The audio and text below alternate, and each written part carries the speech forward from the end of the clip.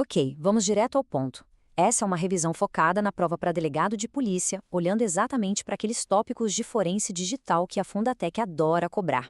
Sem enrolação, vamos mergulhar nos detalhes técnicos que, no fim das contas, são o que separam quem passa de quem fica pelo caminho.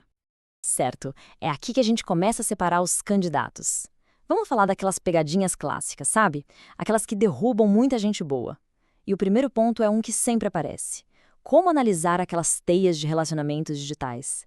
Um lugar onde é muito, mas muito fácil de escorregar. Pois bem, imagina a cena, uma investigação rolando e é preciso mapear uma rede criminosa. A escolha da ferramenta certa que é crucial.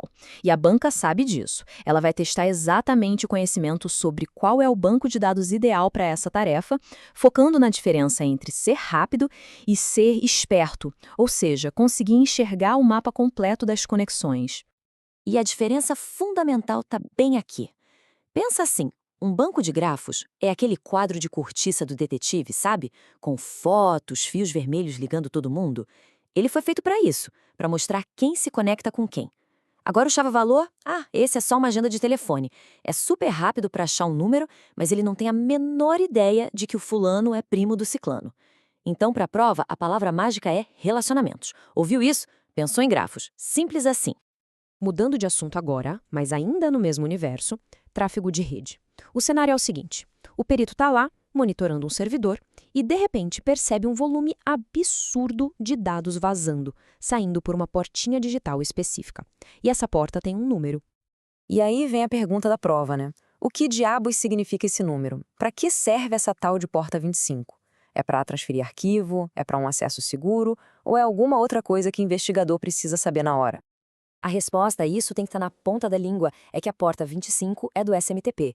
E SMTP é envio de e-mail. Ponto. Então, se tem um caminhão de dados saindo por essa porta, é um sinal de alerta piscando em neon. Quase certeza que o servidor foi invadido e está virando uma máquina de mandar spam. E atenção, a banca ama, mas ama mesmo tentar confundir SMTP com FTP, que é a porta 21. Não caia nessa. Beleza, vamos agora para o campo das ameaças mais modernas. Aqui, a coisa fica séria. Vamos analisar dois assuntos que são figurinha carimbada em qualquer prova da Fundatec. Os famosos ataques de ransomware e o pesadelo de qualquer perito, o tal do CGNAT. Primeiro, o básico do básico sobre o ransomware. Aquela definição de livro que tem que saber de cor. Ransomware nada mais é do que sequestro de dados. É um malware que entra, criptografa tudo e aí os criminosos pedem um resgate, geralmente em criptomoeda, para devolver o acesso. Só que o jogo mudou. O ataque ficou mais sofisticado. Hoje não é só sobre trancar os arquivos e pronto. A tática agora é a dupla extorsão. Funciona assim. Primeiro, eles criptografam tudo, sim, mas antes disso, eles roubam uma cópia dos dados mais sensíveis. Aí a ameaça é dupla. Ou você paga, ou além de não ter seus arquivos de volta, a gente vaza tudo na internet. A pressão, claro, vai lá para cima. Agora vamos pro tal do CGNAT, o quebra-cabeça da identificação. A ideia do CGNAT é que vários e vários usuários diferentes usam o mesmíssimo endereço de IP público.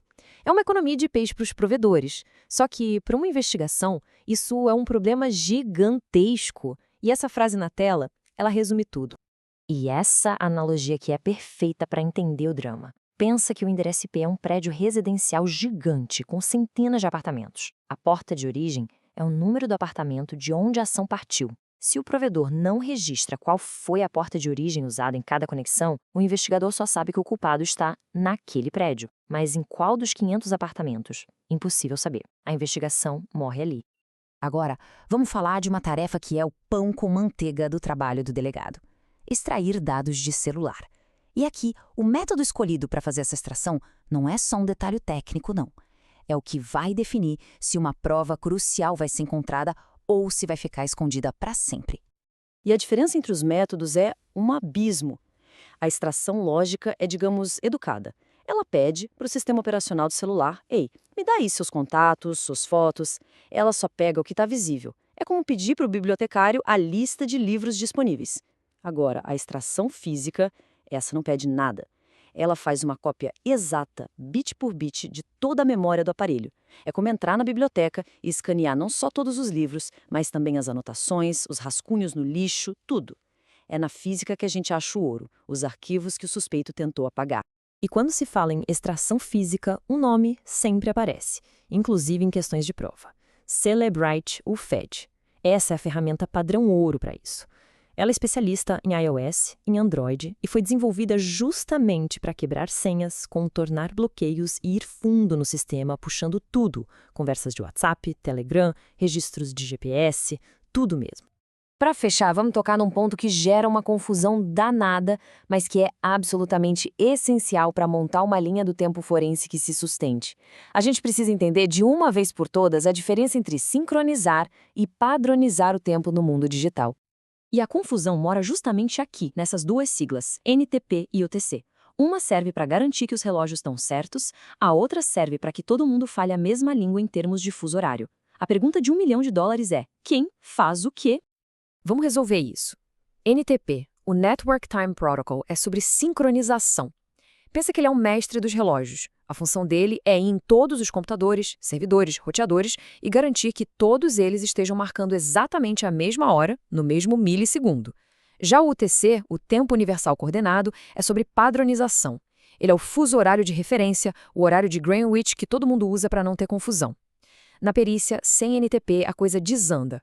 Como é que se vai provar que o login no servidor às 10h02 e 5h23 foi o que causou o alerta no firewall às 10h02 e 5h25 se os relógios dos dois equipamentos não estão perfeitamente sincronizados? Simplesmente não dá. Então guarde isso. A sincronização feita pelo NTP é a fundação, é o alicerce. Sem ela, a correlação, que é o objetivo final de juntar as peças do quebra-cabeça, simplesmente não funciona. Uma correlação feita com base em relógios desincronizados não vale nada, é facilmente derrubada num tribunal. No final das contas, a evidência digital, o bit, o byte, ele não mente. Mas a forma como essa evidência é interpretada, isso sim pode falhar.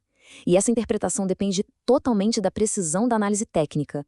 Conhecer esses detalhes que a gente viu aqui, isso é o que transforma uma suspeita numa prova material. É esse nível de conhecimento que a banca espera e que a sociedade exige de um delegado de polícia.